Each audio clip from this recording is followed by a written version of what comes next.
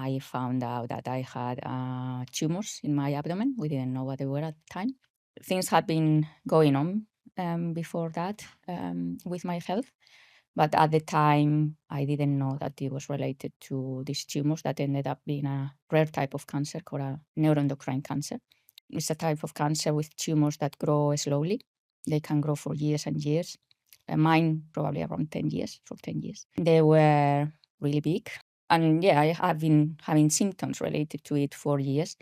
But with my healthy eating and healthy lifestyle, I had been patching symptoms. How was that for you, and how did you kind of navigate all of that with, mentally and physically? It would have had a huge impact. Physically, because I was so healthy, and this is where I tell people, if you can't control what will happen, you may still end up having something, but if you have been healthy and you have been taking care of your body will bounce back a lot easier.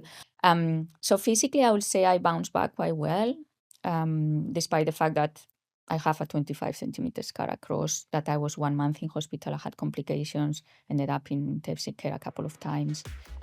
Mental is another thing. Mentally is the hardest thing. Welcome to the 51%, the podcast where we cut through the noise and get back to basics when it comes to women's health. Through expert insights and powerful personal stories, we help you tune in to what really matters: your body, your well-being, your life. No one-size-fits-all advice, just real conversations to help you understand your health on your own terms.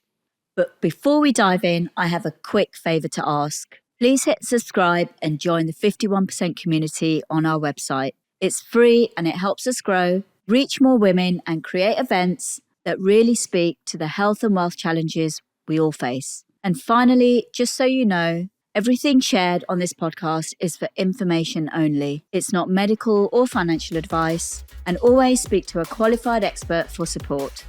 Sonia, welcome to the podcast. It's great to have you on. Could you talk about a little bit about who you are, your journey from what happened to where you are now? That would be great. Thank you so much. Well, I knew that you would ask me that question, and I was thinking, how do you talk about what has brought you to where you are in life? It's many things. It's things that even are not in your control. When I was a child, I was born in this country, but my mom is Spanish, and at some point, she decided with my father, who was French, to move to Spain. That's why I have this accent. And then I decided to come back here in my 20s, and made a life in London, and that has a lot to do with where I am right now. But if we are looking for that moment where things change in my life, it was 24 hours in the summer of 2023, when basically I found out that I had tumors in my abdomen. We didn't know what they were at the time.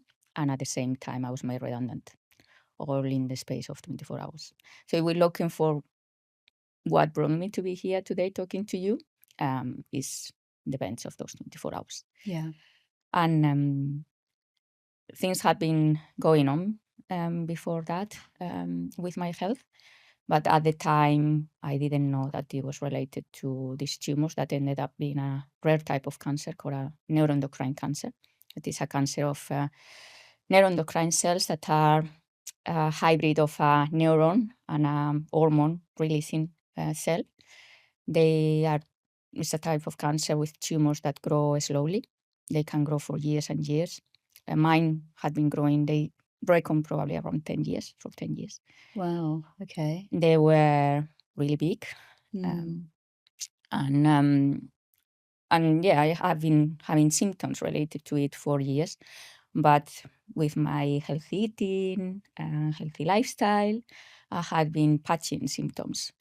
Not of them, but I have been in health-wise a lot better than what I should have been, given, especially the last 2-3 years. Yeah.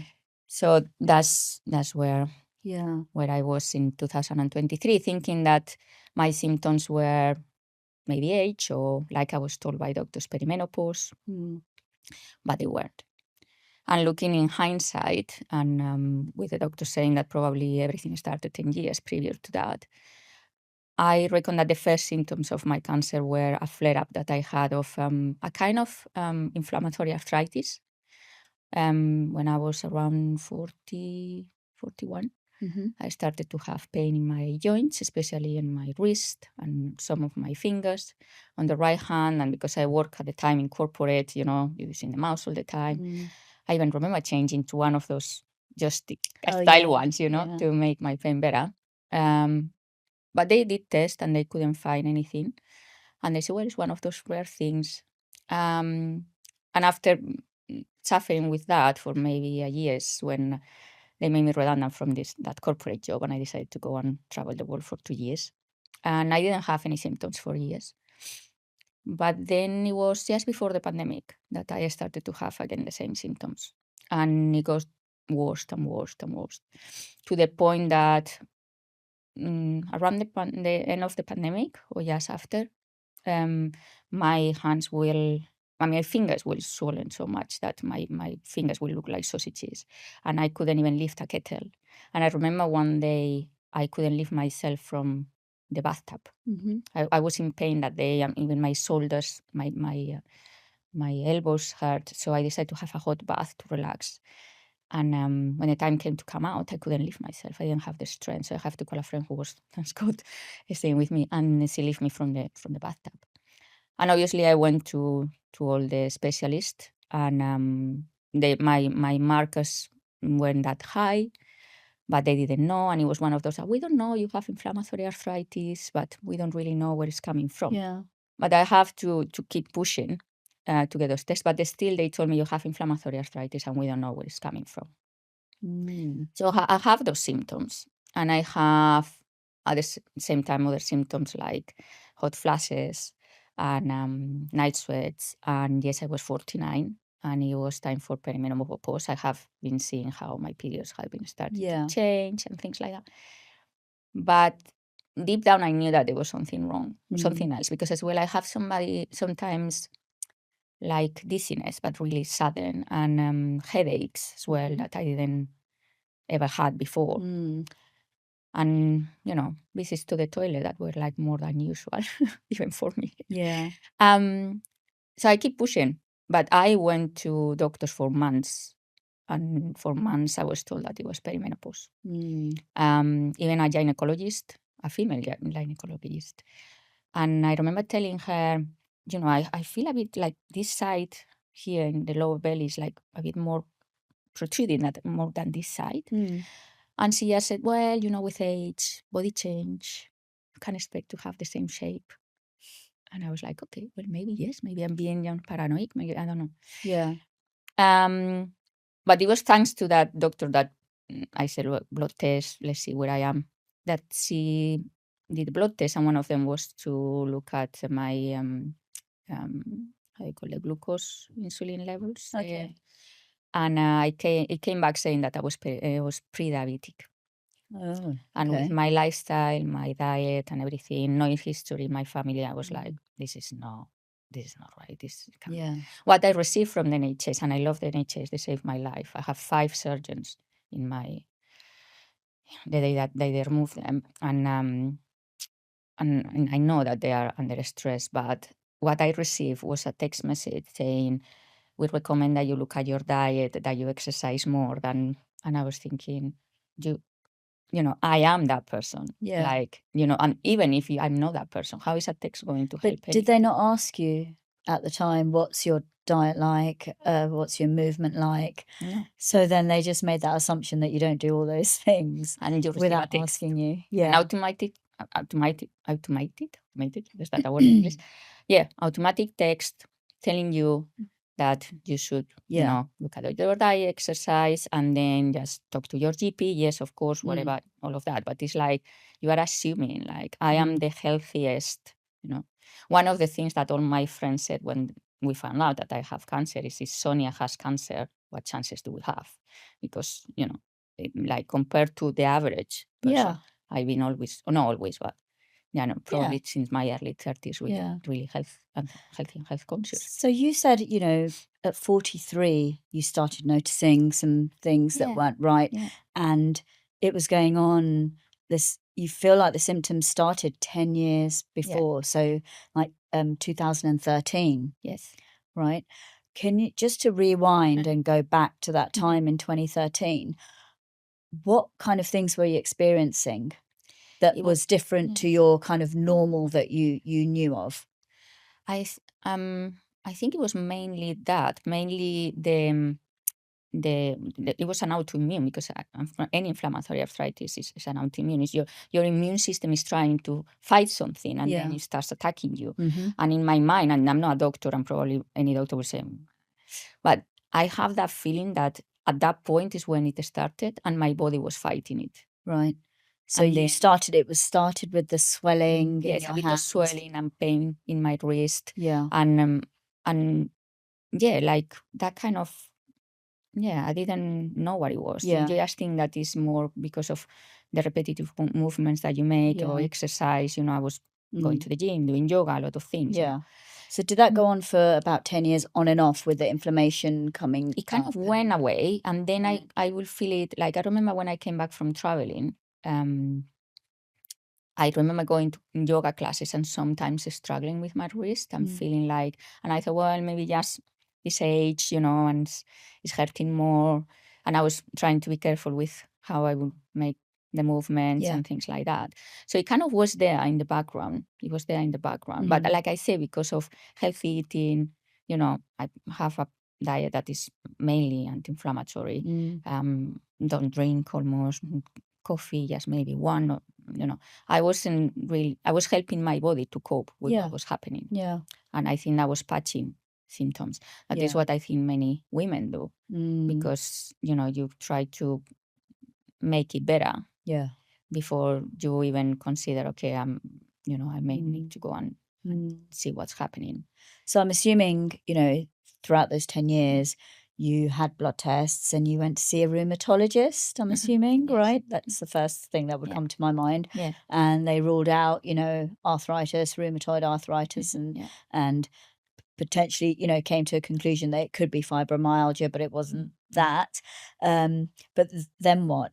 You were still having this. What did they suggest? They suggested were there any really heavy medication with horrendous side effects. Like, the list of side effects was like, and I read that, and me being somebody who is more into a natural way of managing more things, holistic. And knowing that I could control my symptoms to a certain degree, because I could feel that if I had alcohol, it will get better, it will get worse. So if I had, certain things, I said no to the medication. I was like, I'm not going to take this. The side effects are worse than what I'm going through. I'd rather try to control it in a more natural way. But so no other referrals to have more investigations or anything like that. So I guess you were diagnosed with inflammatory arthritis, maybe, right? Potentially. I mean, no, it was. I mean, it is inflammatory arthritis because of the symptoms, but they didn't know the cause.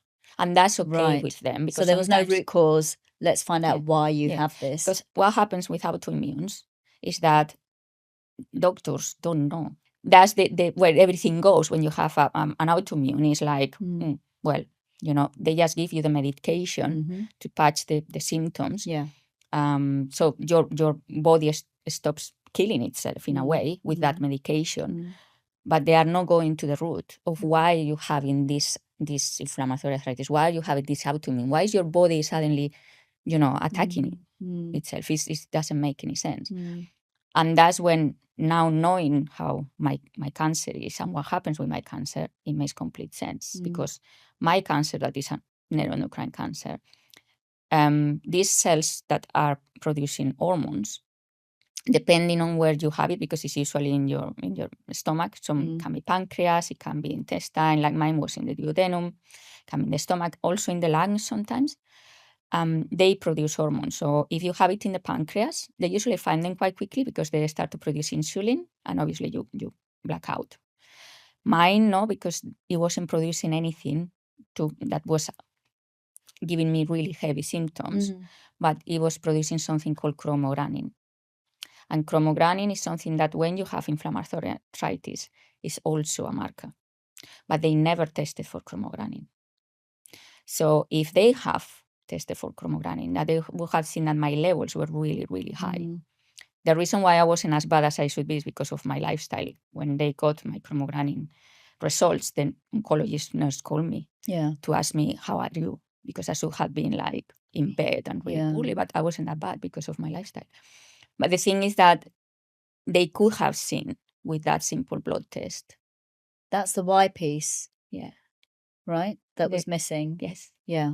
And after they removed my tumors, before, like the week before, 2 weeks before, I still have the symptoms. I still have like on and off swelling of my fingers. Is that the only symptoms you had? Nothing around the stomach area? Because you said it was, there was, you did say that you had a bit of swelling around the stomach on one side. And I had, I mean, if you see a picture, actually the one I have now in my Instagram profile, that I'm lying down, and that picture was taken a month before they found the tumors.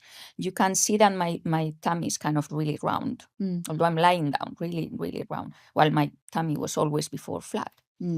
So now looking back at the picture, I'm like, oh my God, like really, like yes. And then I have another picture when they did the biopsy. I had a reaction to the plaster that they put, so I took some pictures for the nurses. And you can see that my belly was quite kind of round. So yes, there were changes, but when you go to a gynecologist and a female and it tells you, well, the body changes, shape and this and that, you think, am I being paranoid? Yeah. And this is the thing, and you have to keep pushing and trusting that your instinct is telling you, no, this is something that doesn't make sense. I don't feel right. It's not just the perimenopause, like this is something different. Yeah, and that's a problem as well, with perimenopause now. It's, it's hard to, is it perimenopause or is it something else? And until you start investigating why you have those kind of perimenopausal symptoms, which also could be something else, if you don't investigate that and just put everything down to perimenopause, that's that danger as well, because women are of that age where it could be other things. Yeah. I mean, if there are girls in their 20s and 30s, getting all sorts of things and cancer as well, then of course, as you age, as you're in your 40s, it could also be that as well. Yeah. I always say this to every woman I come across now. Doesn't matter if she's 20, 30, 40. They say, when you get to perimenopausal age, or when you're feeling that you're getting perimenopausal, if you feel that there is something else, if you feel that you're not right in some way, and you go to a doctor and you told like me, it's the perimenopause, what you should do is tell him or her, if I was a man in front of you with these symptoms, which test will you recommend we do? Because that's what we're doing. Because it's great now that there is more awareness about perimenopause. Yeah. But we have gone to the other extreme, where now everything is the perimenopause. Yeah. And that can be right. We need to be treated in the same way as a man would do with those symptoms. And then you prove that it's the perimenopause, not the other way around. Because then you are going to miss things. Because I don't want to scare anybody, but in some cancers, the symptoms can be quite similar to perimenopause in terms of hot flashes, night sweats. So they can be dismissed by that. And then if you have women like me who are having a healthy lifestyle, exercise, eat well, mindfulness, all these kind of things, you're patching symptoms sometimes. And that's how we are. We if we are into a natural way of going about health, we are going to do things like that, like supplements or diet or this. So why did they do the blood test then? What led them to think, okay, let's do this blood test now? What happened is, Finally, when I got these results that I was pre-diabetic, I made another appointment with my GP. Obviously, GPs change all the time. Yeah. It was difficult to get it with the same one, but the previous one was the one who had told me that it was fibromyalgia before it was proven that it was inflammatory arthritis, so I didn't want to go to that one. So I got a new doctor, a young doctor, and gosh, if he ever sees this, thank you. Because it was the first time for a long time that I felt heard by a doctor. His demeanor, everything like doctors should be, like really listening. You could tell that he was listening to what I was telling him, my diet, my lifestyle, the test, the inflammatory arthritis, all these things, I have by the time put a patch to check my insulin levels because I was having this dizziness and whatever. And it came back like it was normal, just with a couple of peaks, a couple of days in a period of 2 weeks. So he was like, "You're right, this doesn't make any sense." So he touched, but he couldn't feel anything. But he said, "Let's do an ultrasound. It's an easy procedure, it's not invasive. We can check what's going on. Maybe you have an infection, like a virus or something in your pancreas, something like that you're recovering from. So let's check." And that's what happened. That's how we found out about the tumors. I went for an ultrasound thinking that they are going to tell me that my pancreas is a bit inflamed, As well, I had the leukocytes a bit low, so he wanted to check the spleen. And I walk in thinking that, like, left my home. I remember it was a Sunday. They gave me a test on Sunday, and I had been out the night before, and it was sunny. And I remember going out to my terrace to check how cold it was, because you never know. It was July, but you never know in London if July and a blue sky means 18 or 28. Yeah. And I decided to walk because it was close to here. I was in Guy's Hospital. And I walk from my home, that is like 20 minutes walk, all happy with my headphones and my music. And I walk into that dark room, and it was a young female, how you call it, technician, I think you call them, and a student. And I lay down in the bed, and she started looking, and she started asking me question after question after question. And I could tell that she was trying to keep a poker face. The student didn't do as good of a job of maintaining that poker face. So I just asked her, what are you seeing? And she said, well, you have two huge masses. That's how she called them, because she didn't know what they were. Yeah. In your abdomen. They look like inflamed, or like they look like lymphatic nodes. They could be like lymphatic nodes. And at that point I thought, oh, well,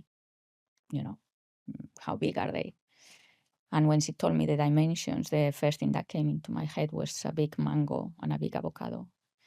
Because then with all the tests and everything, as it happened, I had 700 grams and 300 grams tumors in my abdomen. Wow. Gosh. So really, really huge Yeah. things. And came back home walking. I don't know how I go back home. I know I walk, but Yeah. and I go home and I broke down, like screaming and crying, and because I knew that whatever it wasn't going to be an easy ride. But you don't know how long that was there for either. At that time I didn't, but because of the size of them, that's when later the oncologist told me they have been growing in there for probably 10 years. Wow. And they said, basically your lifestyle made it possible in a way for you to live with what would have been really bad symptoms. And it's just only when my body couldn't cope anymore. Yeah. I mean, as well, I was doing things like I was training in the gym, lifting heavier than I have done in more than 10 years. And then feeling dizzy afterwards and thinking, oh, maybe it's age or, Yeah. So it's just those things that you never know. You wake up one day in the morning thinking, oh, well, I'm feeling bad and there's things going on, but we kind of dismiss it sometimes. Yeah. So you want to not make a big deal of it. But would they have been 10 years ago, roughly, if they said, the oncologist said that they probably started growing 10 years ago, would they have been cancerous at that point 10 years ago? Yeah. It would have started off like that? Yeah, because basically my original tumor was in the duodenum. And it was only 2 centimeters big. We couldn't see it till they opened me. They didn't know what it was. Actually, they thought that it could be in the pancreas. Thank God it wasn't, because that's worse when they have to remove part of your pancreas than they do them. So it was there, but these two were metastases of 2 lymphatic nodes. And those were the ones that had grown so much. So they could have, they could have seen it. I don't think so. With my type of cancer, most of the times neuroendocrine tumors are found when they do autopsies to people, because sometimes they don't grow to give symptoms that big, or they are not that aggressive, but sometimes they do. And depends on where you have them. If it's in the pancreas, they usually give more problems because they create insulin. They produce insulin. Yeah. Those extra cells that the tumor is growing. It produces more than what you need. And then obviously you black out and you passed out, and then that's how they find them. When it's in the stomach, sometimes they produce hormones, sometimes they don't. But they produce the chromogranin. And that's what, in my case, probably produced the inflammatory arthritis. So it's not a type of cancer that, you know, is going to give you symptoms that are really, you know, like you're going to feel them straight away in a really sudden way. It's like they creep on you slowly. And that's what happens. So yeah, I guess it's a case of you would never know. And like you said, with your lifestyle, it was almost masking, which is, it's hard, you know, you try your best to have, you know, eat healthy and do good with your health and exercise, move, all the right things. And it's almost like, well, that's masking what's going on as well. And that's when I think intuition and listening to your body is something that we have lost. And this doctor told me, if everybody had the awareness that you have as to listening to your body and knowing that there's something going on, you know, people will find out things earlier. But I know as well I wasn't really listening. Now I know, like, my body, my head, my brain, my everything was telling me that it was something wrong. And you can put this in the video now because this is a bit woohoo, you know. But 2018, I did this a meditation retreat, Vipassana thing, 10 days silent retreat, best thing I've done in my life. And I remember when I started to meditate Vipassana, that you scan your body and you look for sensations in the body. And I remember that when I managed to go deep, sometimes I will feel like if all this part of my body was contracting to the point that I couldn't almost, it felt like I couldn't breathe. And I felt like it physically was contracted. You know, like when you do pranayama and you really put everything in, I felt like that. And I remember one day stopping and touching to feel if I wasn't, it was relaxed, but I was feeling that. And now in hindsight, I think my body was telling me there is something there. There's something there. And I felt it many, many times. I never have felt it after the tumors.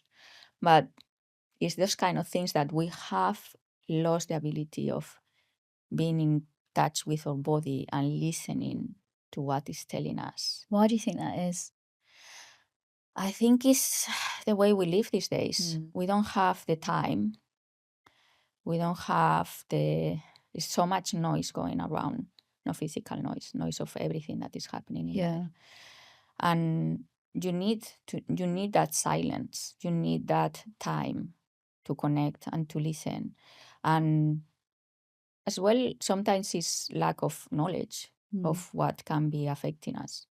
And no understanding that the body is a whole. And, you know, your mind, your body, everything works together. It's just how we live these days. I always say, if you see an animal who is in pain, uncomfortable, they instinctively know what to do. You know, they listen to their body and they do whatever they need to do. We have lost that ability. We are waiting for somebody to tell us what to do, or we are not even listening. So it's going back to listening to what makes sense to you, what feels natural, you know, and then just going with that and trust your instincts. Don't trust what other people are telling you. And don't also fall prey to the narrative of either one, you know, if you're of that age, you know, going through perimenopause, everything's just perimenopause. Oh, it's probably perimenopause. Oh, it's probably perimenopause. That's one thing. And then also, you know, from what you're saying, don't fall into the trap of, oh, you know, I eat so healthy, I do all these healthy things, I meditate, I, you know, go on really nice, relaxing holidays, I do a lot of exercise, that it's going to be nothing, or I don't have, you know, I can't possibly have anything, you know, because that is a false way of thinking as well, that just because you have a healthy lifestyle and diet, and most likely, of course, that you know, you're contributing to great health if you do, right? But still, don't fool yourself into thinking that nothing's going to happen because you have this really healthy and super, whatever lifestyle that you have. Because anything could happen, and you still do need to listen to those things that might be niggling you, even if you do lead that healthy lifestyle, that actually I am really healthy, but I should still get that checked, because it could be anything, right? And it could be nothing. It could be nothing, but you never know. And the thing is that we can't control everything. And yes, we have our genetics, and yes, we have our lifestyle. And based on genetics and lifestyle, I should have never had this. Well, maybe in the family, people didn't talk about these things in the past, so maybe. But there is a lot of environmental factors that we are not controlling right now that can affect, what happens to us health-wise. And even when we are trying to be healthy, sometimes we think that we are being healthy, but maybe we are not. Yeah. And my background is in marketing, and the amount of greenwashing that is out there, especially now that, the awareness of healthy living or clean living or, toxic-free living is, you can hear about it a bit more. Yeah. What is a great thing.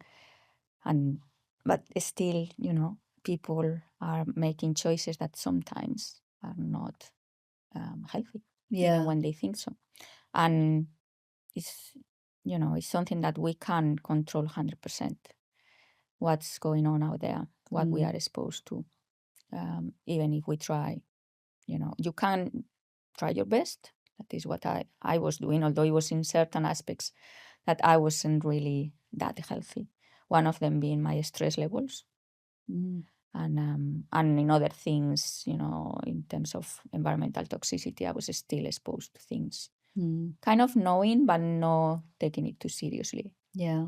Sometimes as well, we have this thing of, if I don't make it a big deal, then it's not a problem, or it's not something that is going to take headspace. And that's when I talk about the noise as well. Like, one thing is that we don't listen to ourselves, and sometimes that means that we don't listen to our instinct when something is telling us that's not exactly good for you, but you're like, it's comfortable, it's what I'm used to. And this is the thing, we are exposing ourselves to so many things that are harmful just because it's more comfortable in the short term. Like, you may be in a job that is really stressful, and your cortisol levels are like here every Monday morning, or even Sunday, because you dread going to work, but it's comfortable, for now. And you keep going with that. Or we use things on ourselves or on our kids. I don't have kids, but because it's comfortable, because it's easy. And that's what we do. And we don't listen to our instinct. That tell us that's not right. Yeah. Yeah.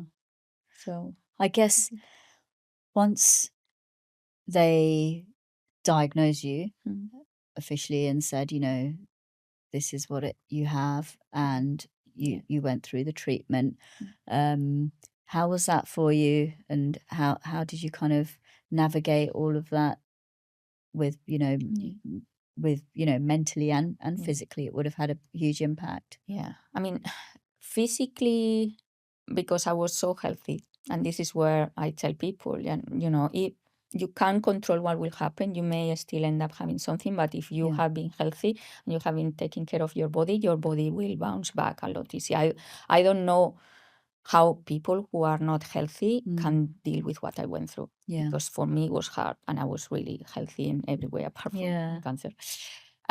So physically, I would say I bounced back quite well, despite the fact that I have a 25 centimeter scar across, that I was 1 month in hospital. I had complications, ended up in intensive care a couple of times.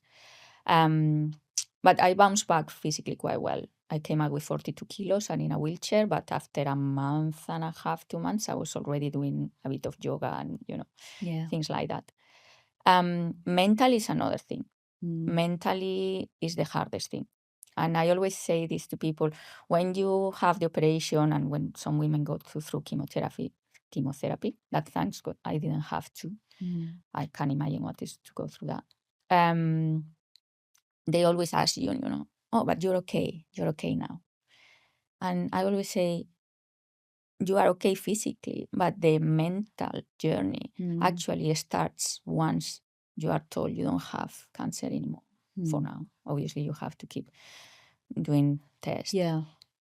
Because the moment that they tell you you go into survival mode is the next day, and what I have to do and what do I need to find out and what test is coming, and it's survival mode. But it's when you go to the other side, when they have removed it and you don't have it, that now you are into what happened, and obviously it's a life-changing thing. It changes you. Yeah. So finding again, who you are, what you want. It's some people who just go back to their previous life. But I met many people who, even if it's not in every aspect of their life, they look into, okay, what do I do now? Now what? Yeah. And in my case was like, I have lost my job at the same time. It was like, really, what happens now?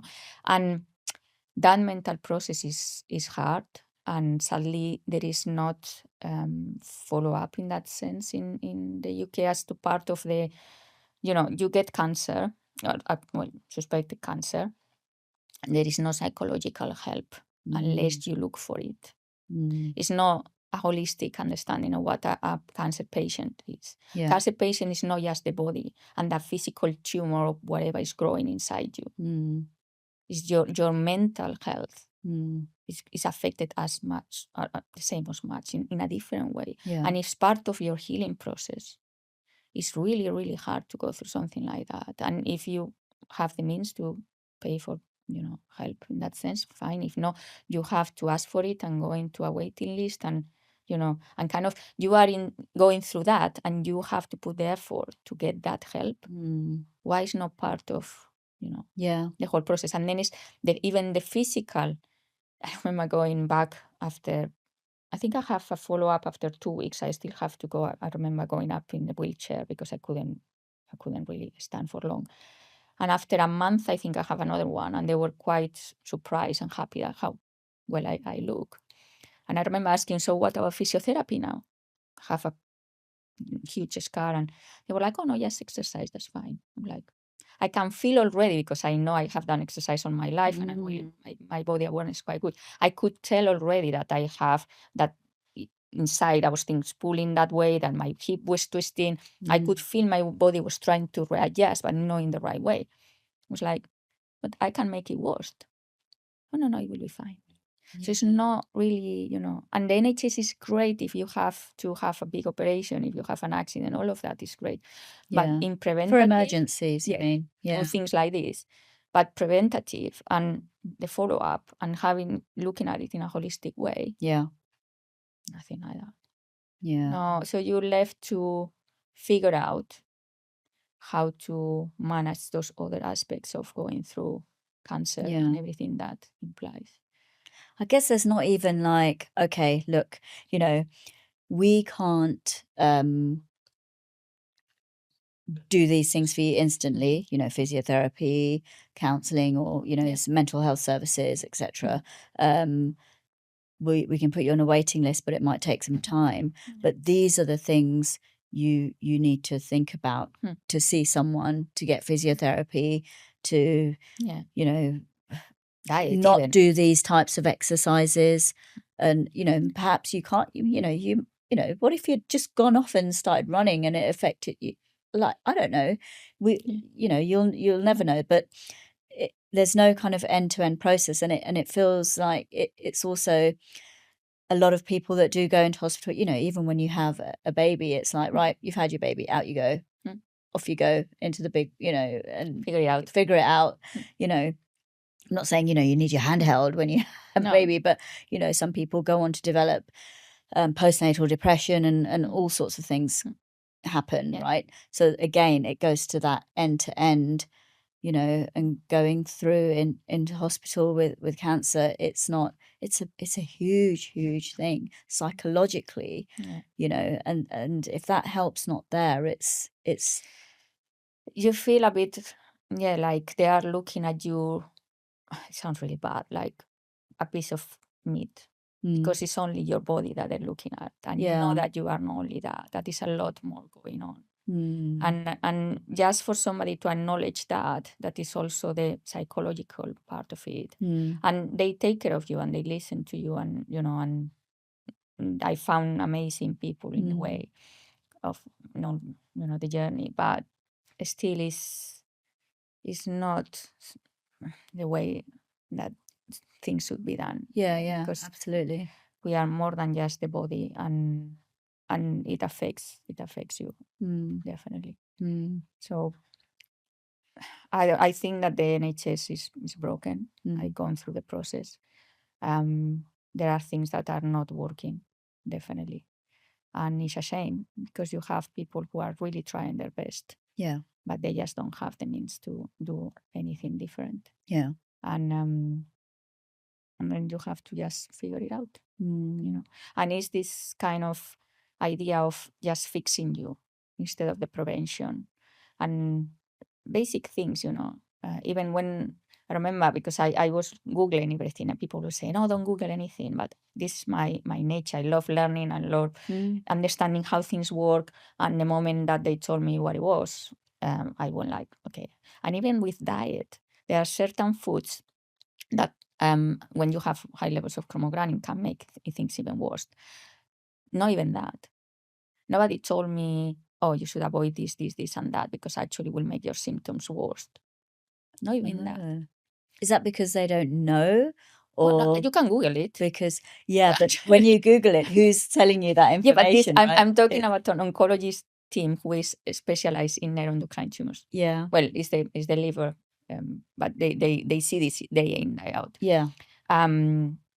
So they weren't surprised when I told them that I have inflammatory arthritis and the chromogranin. They were like, oh, yeah. They were surprised.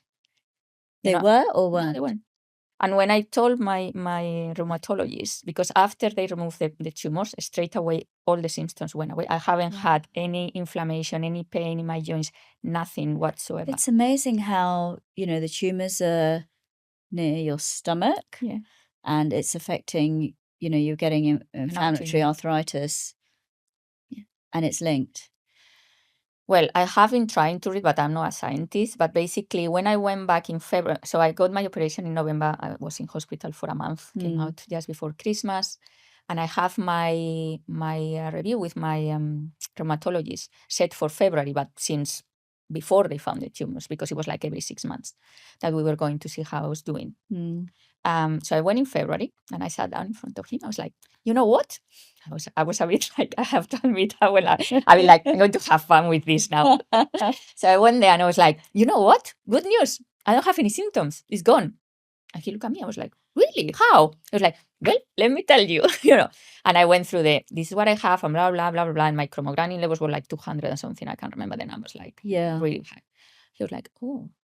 And I was like, and I don't have to tell you that when you have inflammatory arthritis as well, the markers can be that you have high chromogranin. But if you have made the test and you have seen my levels, it would have been a red flag because they were so high.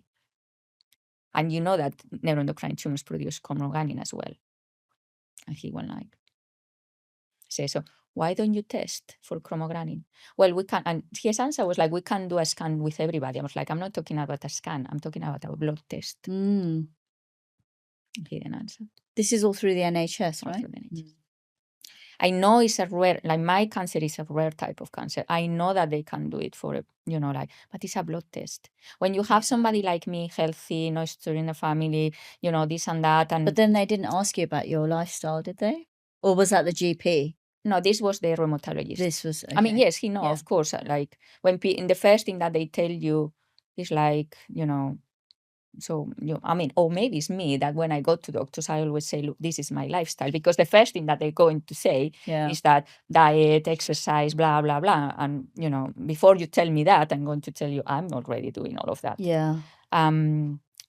So that was the story with my rheumatologist, and that was it. Never had to go back. So I got rid of two things at the same time. Yeah. My tumors and my inflammatory arthritis. But it's just how it works. Like we say, they don't look at it in a holistic way. They don't look at, really looking at the cause of why is this happening. Yeah. Why are you having this? No, it's like, let's give you this medication. It has horrendous side effects, but it will make your symptoms better. Yeah. That's not what I want. I want to know why is this happening. And autoimmunes, they don't know what they happen. Yeah. They don't know. But dig deep a bit, and then maybe you will find something instead of saying, well, it's okay. Yeah. Deal with it. Yeah. That's what happened. So you've gone down this path of, you've come from a marketing background, right? But now you've gone deep into looking at environmental toxins. Yeah. Can you talk a bit about that? Because I think, that is, I've been hearing a lot about this now, and I think it's so important that people understand a lot of the things that they're using. I mean, there was a whole Panorama program on it, I think, I Before can't remember Christmas. when, just before Christmas or something, which I watched, and I was just kind of like, oh my God, I mean, like you said, I'm aware of certain things, but when you see it in front of you, or when someone's, a toxicologist or actually laying it out and saying, well, actually, a lot of products that we use now, whether, and it's not just products that you put on your body, things like things in your kitchen, saucepans and cutlery and I mean, all sorts of things. It could potentially have certain toxins in it. And I was kind of taken aback, even though I kind of knew, but I was a bit kind of like, this is wow, big. okay, this is quite a big thing. So can you talk a bit about that and why have you gone a bit more deeper into this now? I think just I was aware of environmental toxicity, and toxics and chemicals in the environment that can have an effect on health. Yeah. I remember watching the Erin Brockovich film with Julia Roberts. He got an Oscar in 2001 for that film, where she's helping lawyers to fight this big corporate company that has been dumping residual water that is loaded with chemicals. I think it was actually from like what you put in the pans, to make them. There's still some of this going on that I saw. I don't, maybe not the same kind of thing, but dumping of chemicals in certain areas and people literally living behind that, and it's causing them, cancers, disease, other diseases and things. And it's not what they are dumping now that the regulations are there. It's what they were dumping before the regulations came in, and that's still in there. And then the water, as it rains, whatever is filtrating. And I mean, you can go on and on that. But basically, I remember I bring up Erin Brockovich because I remember watching that film and being like, oh, wow, this is going on and all these bad things. And, so I was aware like 25 years ago of those kind of things, but you kind of put it in the back of your head and you think, well, but, it won't be that bad if actually, if they're allowed to use these things, like, I'm sure that they will be okay. And I wasn't like really that much. I mean, it was healthy in terms of eating and lifestyle, but I wasn't looking into detail as to what utensils I was using in the kitchen, or what products like skincare products I was using, things like that. But when my cancer happened, it's true that through my Spanish friends, I was hearing more and more about it because I think that some countries in continental Europe are a bit more aware. They have been, especially after the pandemic. So I was hearing more about this environmental toxicity and being careful what you put on you. And through a friend, I found out about this brand that she had been using that makes 100% natural chemical-free skincare. They have been for 30 years. I started using that. And then my cancer came. And my cancer is of the endocrine system. And many of these chemicals, environmental chemicals, are endocrine disruptors. They basically act like hormones. In a way, the body thinks that they are hormones, or they bind to the cells that are hormone receptors, so they alter the way in which the body produces or stores or gets rid of hormones. So basically, they hack your hormonal system, and your hormonal system regulates everything in your body. And that's how I got into more and more, because I don't know saying that my cancer was produced because of these environmental chemicals and endocrine disruptors that are called. There are studies, but like many studies, they are not conclusive yet. There's more studies needed. But I thought, I'm not going to keep putting it on the back of my head. I'm going to bring it to the forefront, and I'm going to start making changes. And through that journey, and talking to women, I realized how little we know. And as well, I realized how much disinformation is out there and how much greenwashing is out there. What do you mean by greenwashing? Just to kind of... Yes, for the people. that I realize that not many people... greenwashing, if you go to how I'm not going to remember now the name. I don't know if it's the United Nations now or the World Health Organization. I can't remember which one of them. It describes it as deceiving tactics that companies use to fool consumers into thinking that they are doing more to be sustainable or more to protect the environment, and therefore that's what they are really doing. So you see those tactics, my background is marketing. Exactly. And I wasn't in the industries where they maybe play with this, but yes, one of the reasons why I felt uncomfortable with going back into corporate and going back to a marketing role is that although I work in a completely different industry, I was marketing things and a kind of lifestyle that was in line with my lifestyle of the values that I live by. So I was already having issues with that sometimes. I was thinking, I'm putting this out there when I know that it's not good for you, it's not good for the environment. That's why I was aware of greenwashing, but now, I got to look even more and more into that. And especially talking to women is one aspect where greenwashing in this country is just unbelievable, and it's in everything that has to do with skincare. You can see, because now the skincare market is worth billions, but the skincare market in natural and healthy skincare is growing. Is growing quite fast. Why? Because people are becoming more aware.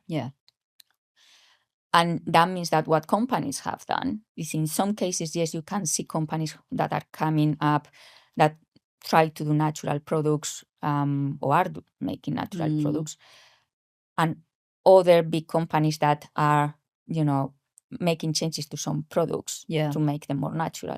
But what you are seeing is that many of them, they change the packaging or the wording or whatever they can to make consumers believe that that product is natural when it's not. And you see it all the time. And I do a talk where I saw people one product, I'm not going to say the name, and I asked them if they use it, what they think, if they think it's natural, and everybody goes like, oh yeah. And then you look at the composition and it has really nasty things in it. And that's what's happening now. This is the greenwashing that we have all around.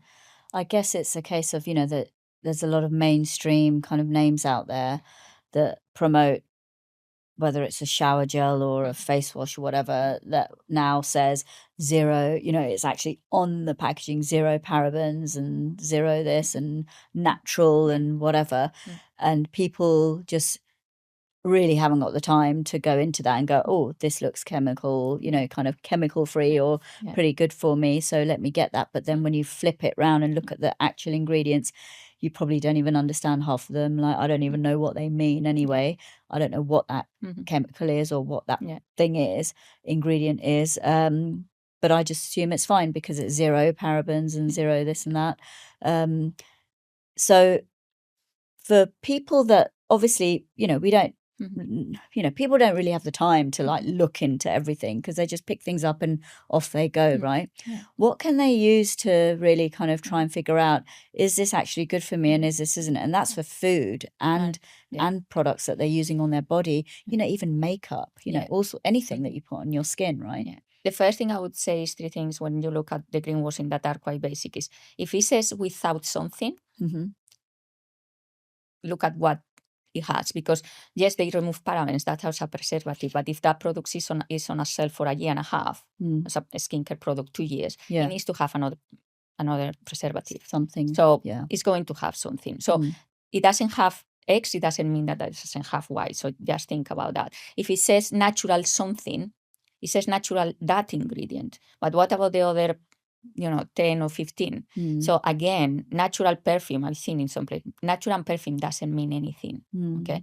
it may have other chemicals. So that's the other thing that they do a lot. And then obviously all the pretty colors and putting a leaf in there and the name of the brand may sound like something that comes from nature. All of that thing, like really, like looking at the back, it's the same with food. It's the same with everything. If it has a lot of ingredients that you can't read, they don't make sense, probably one of those is going to be something that shouldn't be there. Just go for minimal, you know, something. If food has 3 or 4 ingredients and you can't read them and you know what they are, even if it's something pre-packed, it's going to be better. Obviously, it's better if you cook from scratch, but the same with any other thing that goes on your body in terms of skincare.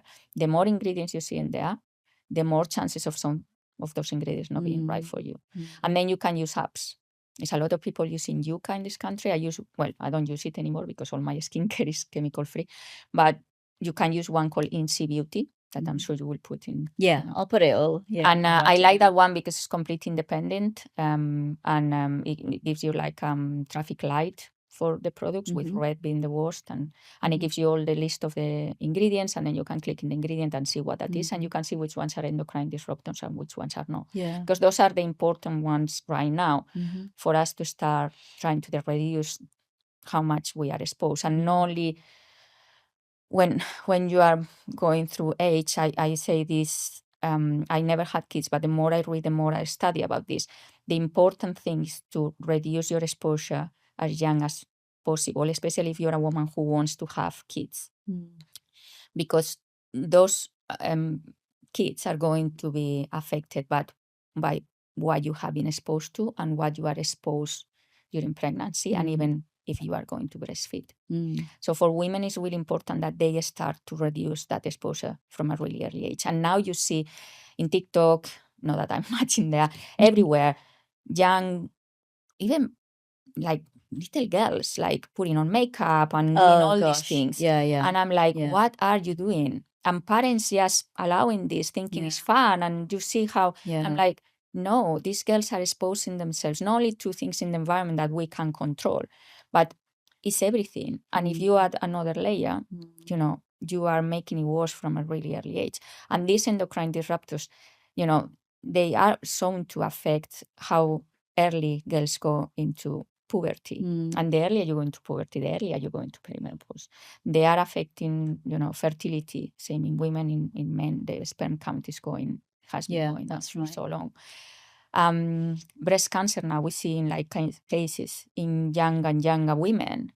And this is, before they used to say, oh yes, cancer, we see more cases because it's more awareness and we know it's cancer. Well, before maybe they didn't know. And people are aging, living longer. we're living longer. But now, so how is that we are finding now cases in women in their 30s, early 40s? Now there is a petition to move the age of testing, like mammograms to 40. And I just yesterday I saw sadly somebody on Instagram that has just found, well, not just, but she knows that she has cancer, and he was supporting a woman who is working on getting this through, this change. And I just had to put something in there because I was like, okay, it's great that we're going to get tested earlier because you want to find it as soon as possible.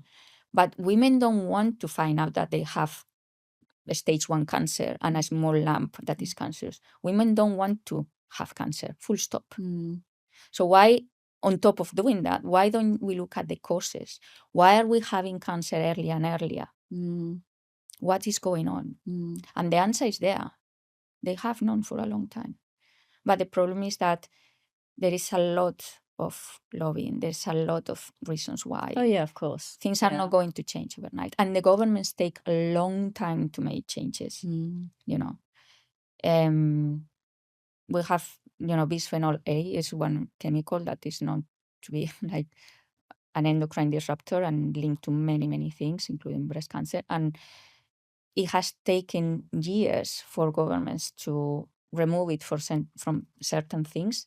And now, for example, the European Union at the end of last year decided to remove it from the lining of cans and things like that. In the government in here, it's still under consultation. By now, in the beginning of 2026, this year, we will know what they want to do about it. But they have known that it's bad for us for over a decade. Yeah. even before, like, I mean, when I read about this, it's a compound that was discovered in the 30s, and in the 30s they realized that it was mimicking hormones, female hormones. They even used it for that till they realized that the side effects were horrendous. But they have known forever, and it still is a chemical compound that has been used in many, many things, including things that are in contact with food. I guess, you know, and this is what I always say now, you know, we have the power to make the changes we need to make. And ultimately, whatever's going on with the government and these big corporations, they're going to still market stuff at you because it's a money-making machine. And, you know, they make money off selling you ultra-processed food and selling you things that perhaps aren't good for you, which creates a, you know, crazy amount of unhealthy people. So it's about educating yourself and knowing, you know, actually, you know, acknowledging at least that these corporations, these companies are selling me rubbish, whatever that is, and it potentially isn't going to be good for me at some point in my life, whether it's in my 20s, 30s, 40s, whatever. So I should actually think about not buying that. And minimizing and reducing and being comfortable with being uncomfortable. Yeah. Because we have got used to have these easy little things that make our life easier, like having a pan where your scrambled eggs are not going to get, you know, stuck to, and you won't have to then scrub it to clean it.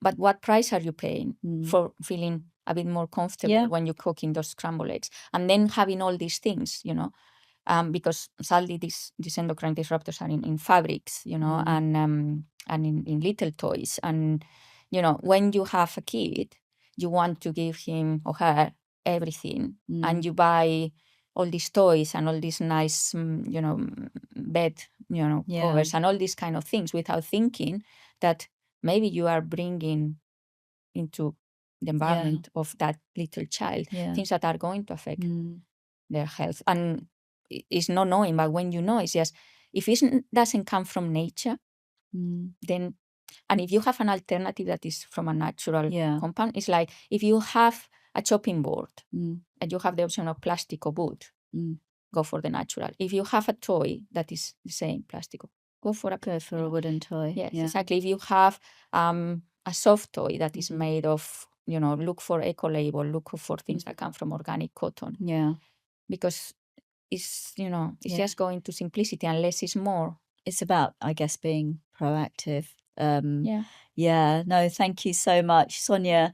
It has been absolute pleasure having you on, and thank you so much for sharing your journey. Thank you. And hopefully it's got people thinking about, you know, what they're using. And well, there's lots of things there, really. You know, spend some time, you know, take some time out to listen to your body and tune into your body and tap into your intuition. If you feel like something's not right, you know, push for what should be going on, you know, push for the answers, push for the blood test, push for whatever it is that you think you might need. And then also be aware of what you're using, what you're consuming. So there's a lot there, but thank you so much. Thank you so much. No, thank you so much to you. I'm really glad that you invited me, and I just hope that I will have more opportunities of bringing the message to more people, especially women, and help them as well with what I'm doing now. That's what I become passionate about, you know, spreading the word and helping people in that journey. You don't have to be alarmist, you don't have to go to extremes, but every little change that you make just based on awareness is going to make a difference, not only to us, but for the generations to come, and the environment. Everything is linked, and we can't just sit down and think that we don't have any responsibility. We have to take up responsibility. Absolutely. Thank you so much. Thank you.